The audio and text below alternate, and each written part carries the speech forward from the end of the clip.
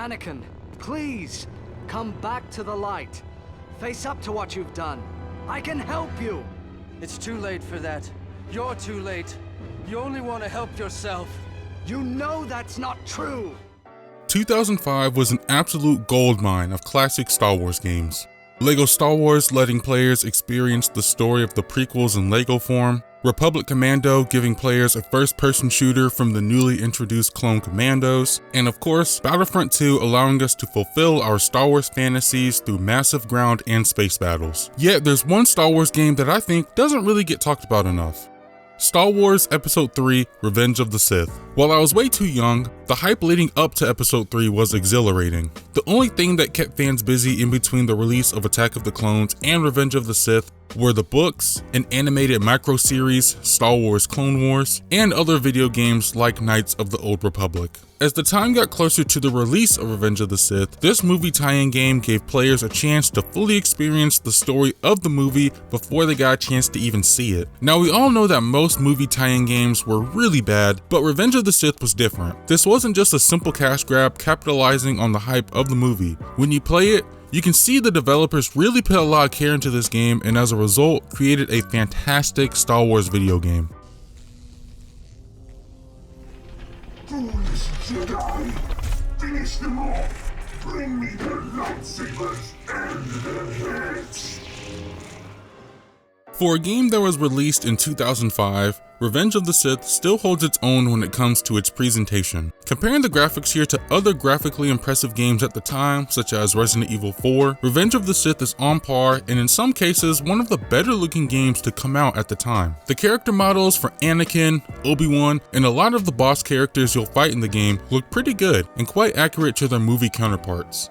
While the environments you are placed in are linear, they are well designed and brimming with detail. Places such as the Invisible Hand in the opening levels to the Jedi Temple later on look incredibly stunning. Even when multiple levels take place in the same area, you'll rarely find yourself traveling through the same spots. The backdrops that accompany these levels often have something going on in the background, like these Republic gunships firing on the Jedi Temple. They fit dynamically wherever you are and just add to the game's overall detail. With all of this in mind, there are some graphical elements that can be a bit glaring to look at if you notice them. I mean, how could they do my boy Newt Gunray so dirty? A handful of characters who aren't present that much in the game don't have that much detail put into their appearance. It makes sense because why spend a lot of time animating a character that only shows up in one cutscene or doesn't even have any voice lines, but you could have at least made their fingers move around or clean up their faces a bit. Just something. Going back to the positives, the animations in this game are executed with finesse, especially during the in-game cutscenes. One moment that really sticks out to me is this little stumble Anakin does while landing on one of the elevators on the Invisible Hand. Just a small detail that brings everything together and makes it feel more authentic.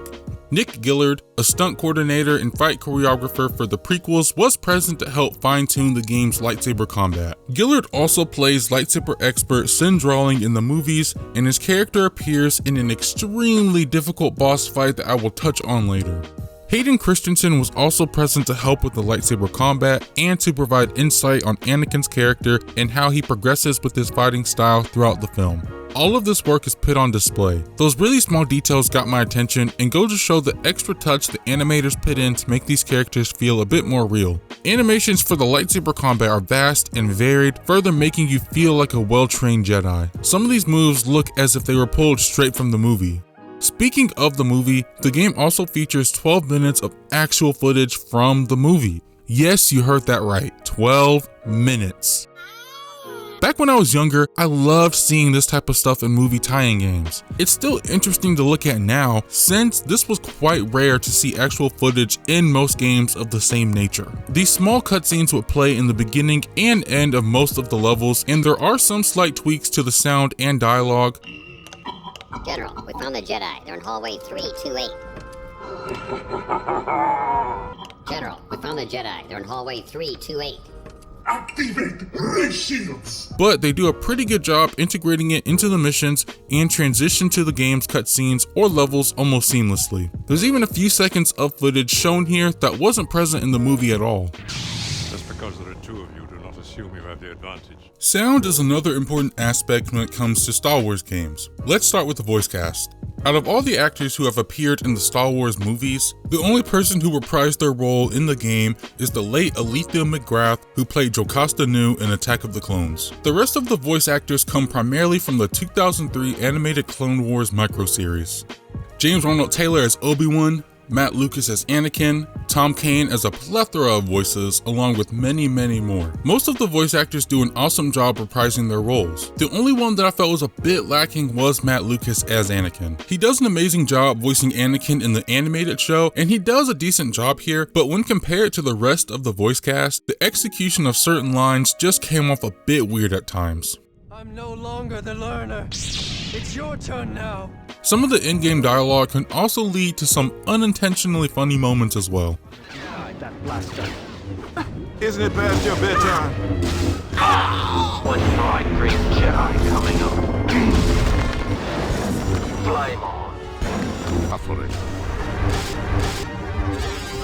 Yes! Good hit, Anakin. Aside from the voice acting, majority of the game's sound effects are pulled straight from the movie. Cutting down enemies with your lightsabers or clashing them with other lightsaber users is sure to be a familiar sound to veteran Star Wars fans. Force abilities come with that familiar whooshing sound. Is that all you've got? But each ability sounds different enough that you can differentiate each ability. The only one that might catch some off guard is the Force Lightning.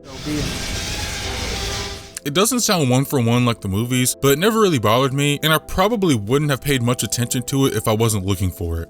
Moving on to the music, while it doesn't feature any specific songs from the Episode 3 soundtrack, the music that is present here is taken pretty much from every other Star Wars movie and fits into the levels quite nicely. None of the tracks included ever felt out of place, but only helped to enhance these levels and the cutscenes. A couple of levels do deviate from this and feature music from other Star Wars games. The level where you fight Sindrawling stands out the most, using music from Knights of the Old Republic 2, which was released about 5 months prior to Revenge of the Sith. I thought it was a unique choice of music, and again, it just fits seamlessly into the game.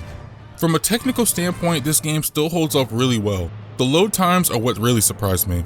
It didn't take long from the start menu to jump right into any of the levels or the game's modes. Granted, there was a cutscene playing that most likely hid the loading screen, but even still, the load times were fairly quick. The game also ran in a constant 30 frames per second with hardly any frame rate dips. The only time it would dip is when things got way too chaotic, but this rarely happened. It's surprising, especially in the later levels where there can be a lot going on in the environment. There was one part during the bonus missions where the frame rate randomly jumped to 60 frames per second, which caught me off guard, but in a good way. It could have been because I'm playing this on a PlayStation 3, but I was curious if the game could have held its own if it ran at 60 frames per second. You're too late to help me here, troopers. Head up to the next platform. I'm sorry, sir. We are no longer required to follow your orders. What did you say, soldier? The game features 17 unique missions that take you to each of the major set pieces that Revenge of the Sith is set in. The story present in the game follows much of the same DNA that's found in the movie. What I do find fascinating though is that the game released an entire 15 days before the movie's theatrical release on May 19th, 2005. And the game isn't that long either. Even when I was taking my time, I finished it in a bit under 4 hours.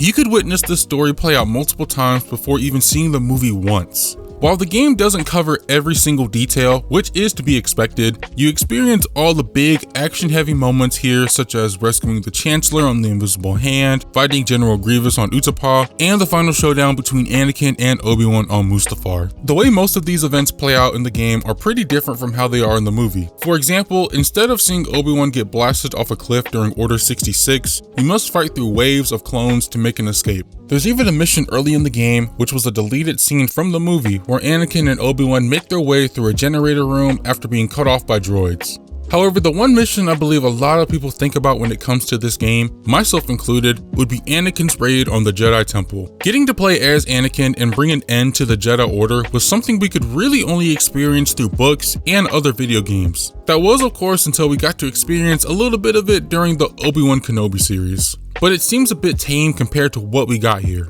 These changes and additions were very welcoming as they provided additional context to these moments and in certain cases even played out a bit better than they did in the movie in my opinion. But like I said earlier, they only serve as the bigger picture. For those looking for a more in-depth story, the Game Boy and Nintendo DS versions include additional scenes such as Anakin being denied the rank of Master, or Anakin telling Padme that he is going to Mustafar. This does lead to one little nitpick that I do have. Padme is not included at all in the game, not even in a cutscene, unless you count her shoulder making a quick cameo. She was very important to Anakin's story and his transformation into Darth Vader, and the fact that she isn't present is quite perplexing. I mean, LEGO found a way to do it, but it couldn't be done here? I digress. The console version still provides an excellent experience, letting players play through the main story of Revenge of the Sith. So what happens once you finish the game? Upon completing certain levels, you unlock bonus missions, which allow you to play as different characters from the game. Out of the 5 bonus missions, 3 of them see you clearing hordes of enemies as a Magna Guard, General Grievous, or Master Yoda. It's nothing too magnificent, but they allow you to play as different characters and are fun for the short amount of time that you play them for. Another mission sees you playing as Anakin on Mustafar completing a platforming challenge, and the final one lets you play as Darth Vader on the Death Star fighting Ben Kenobi during the climax of A New Hope. This was a pleasant inclusion that really ties the bow on Anakin and Obi-Wan's relationship. And of course, we cannot forget about the game's alternate ending. Once you complete the final mission as Obi-Wan Kenobi and witness Anakin's full transformation as Darth Vader, you unlock an additional mission that allows you to play as Anakin during the fight. It plays the exact same as the previous mission, except for the final cutscene. After defeating Obi-Wan, you see that he indeed does not have the high ground and is killed by Anakin. He makes his way back up to the landing platform where he is greeted by Darth Sidious with a new lightsaber. Moments later, he kills Sidious and is now the new Emperor of the Galaxy. At the time, this was epic, and it still is now. I feel like this was the first time we saw some kind of what-if moment told from a major Star Wars story. It kind of paved the way for more stories like this, such as the alternate endings and DLC we would get from the Force Unleashed games. It's something I wish we could explore a bit more in the future of Star Wars. Moving away from the single player content, there's a decent selection of multiplayer modes that can be experienced with a friend or solo. The first mode is co-op, which sees you and another player or computer controlled ally clear out waves of enemies. While it can be enough fun for a few minutes, I kind of wish this mode was fleshed out a bit more. There are 3 missions where you play as Anakin and Obi-Wan, and 1 where you play as Sarah and her master Sindraling. Maybe a few more maps that included Mace Windu, Yoda, Count Dooku, and General Grievous could have been a few nice additions. They're already playable in the game, so why not add a couple more missions with these characters? The inclusion of boss fights would have also been cool to see as well.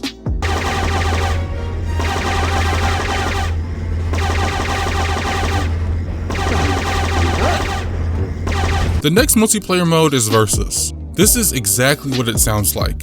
You and one other person, or computer-controlled enemy, fight against each other in a varied number of arenas pulled from the main story levels. The combat, which I will get into in just a moment, lends itself well to a mode like this. While all the characters don't have combos as deep as Anakin and Obi-Wan, they are pretty serviceable with their combat and can hold their own. An interesting aspect of this mode is that each character has a Sith or Jedi version of themselves if you pick the same character twice, which I thought was a nice touch.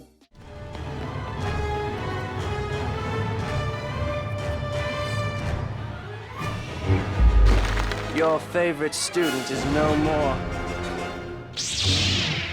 The gameplay in Revenge of the Sith is the game's strongest component. You start off with a few basic attacks, a fast attack, a strong one, and a critical attack. These basic moves come together to create a pretty deep and layered combat system. While it's not as deep as something released at the time like Devil May Cry, it's still pretty robust for a game like this. With a combination of buttons, you can pull off a broad number of combos which are extremely satisfying to pull off, especially if it's the killing blow. To unlock more of these combos, you gain experience points to upgrade combat or your force powers. With the Force, it unlocks an even more powerful version of the ability, which are all available from the start, except for Anakin's Force Lightning and Obi-Wan's Mind Trick, which you unlock towards the latter part of the game. And wait a second. Are you guys seeing this, right? Anakin using Force Heal, the ability he was trying to learn throughout the entirety of Revenge of the Sith? What? Yeah, I bet he wishes he had that right about now.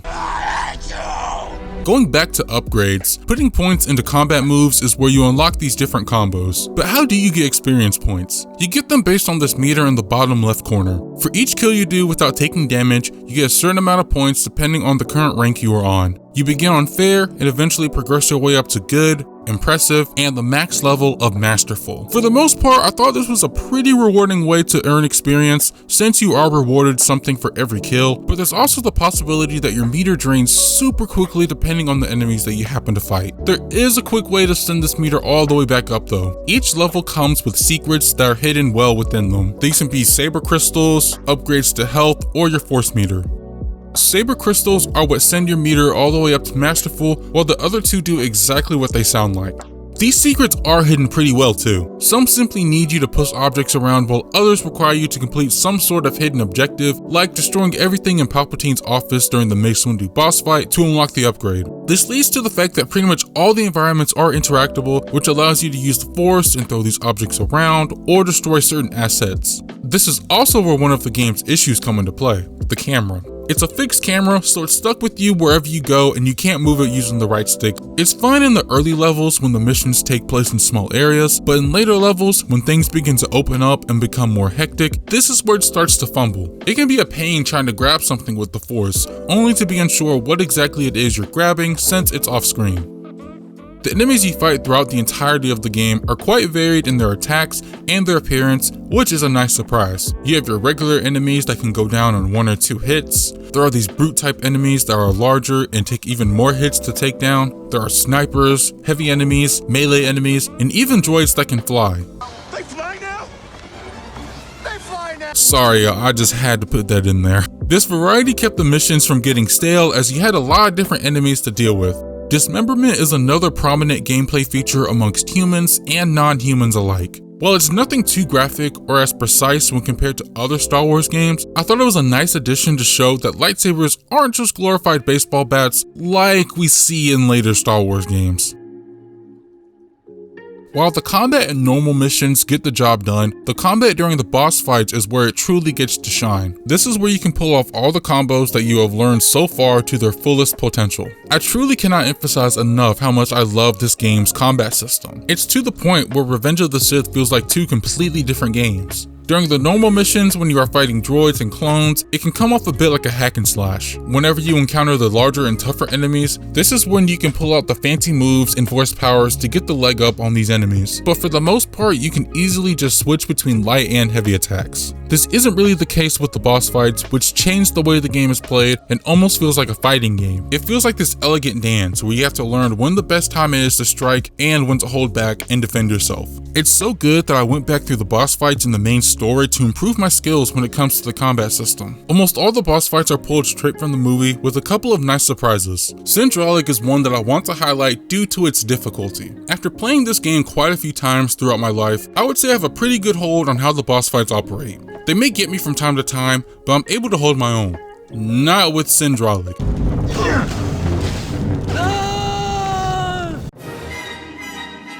I don't know what it is, but he will have you begging for mercy. Even now, it still takes me quite a few tries to get past him after quite a bit of practice. I feel this can personally be the make or break moment for a lot of people playing this game. I know it was for me at one point in time. It's interesting too because I would say that all the boss fights scale pretty well with how far you are in the game and how comfortable you are during these fights.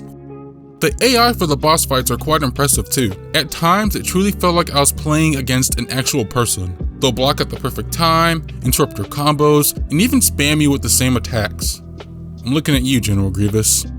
None of the bosses are simple pushovers either, except for one-off bosses like the Crab Droid or LAAT. All of the points I mentioned above just proves why I think Versus works for a game with the combat system as strong as this one. And I'm glad I took some time to check it out. There are a few gripes that I do want to address though. I just praised the enemy AI, but it isn't exactly perfect. There were a couple of bosses where you can slightly see the cracks form. As I mentioned before, General Grievous will constantly spam the same attacks over and over again, whether you are fighting against him in Versus or during the boss fight that occurs in the middle of the game. This became highly annoying, as it became quite hard to break his spamming attacks without getting caught in the middle of his combo. Sometimes, Mace Windu will stun you, only to strafe left and right until you become unfazed.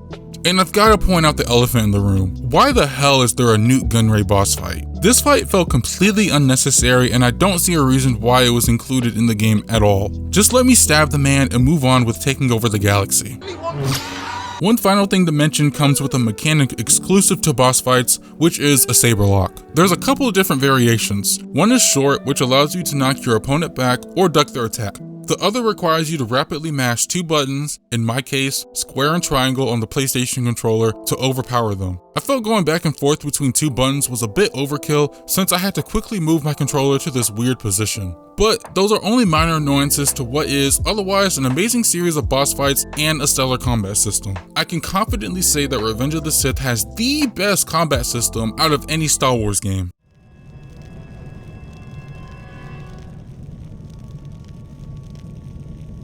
This will be a day long remembered.